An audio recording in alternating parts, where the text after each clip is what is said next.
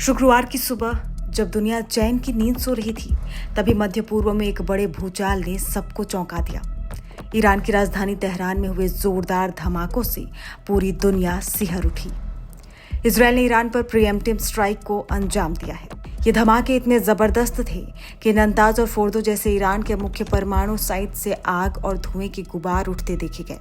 Tehran के इमाम खुमैनी अंतर्राष्ट्रीय हवाई अड्डे पर भी विस्फोट की पुष्टि हुई है। इजरायल के रक्षा मंत्री इजराइल कॉट्स ने इस कार्रवाई की पुष्टि की है और चेतावनी दी है कि ईरान की तरफ से ड्रोन और मिसाइल हमले कभी भी हो सकते हैं, इसीलिए देश में आपातकाल लागू कर दिया गया है।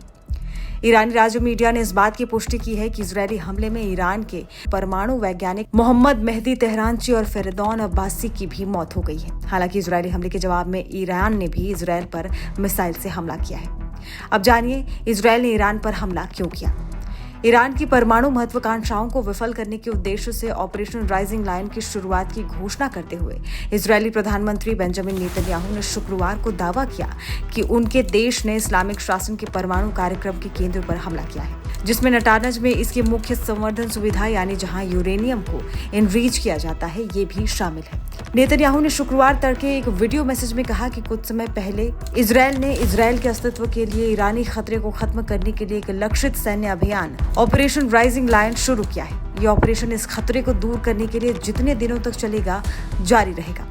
इजरायली प्रधानमंत्री ने दावा किया कि दशकों से तेहरान के तानाशाहों ने निर्लजता पूर्वक खुले तौर पर इजरायल के विनाश का आह्वान किया है। उन्होंने परमाणु हथियार विकसित करने के कार्यक्रम के साथ साथ अपने नरसंहार संबंधी बयानबाजी का समर्थन किया है। हाल के सालों में ईरान ने 9 परमाणु बमों के लिए पर्याप्त उच्च संवर्धित यूरेनियम का उत्पादन किया है। उधर हमले के बाद ईरान ने भी पूरे देश का एयर स्पेस बंद कर दिया है और राष्ट्रीय आपातकाल की घोषणा कर दी है। केरमानशाह, लोरिस्तान और तेहरान के कई हिस्सों में नए धमाकों की खबरें भी सामने आ रही हैं। अभी सेना को हाई अलर्ट पर रखा गया है।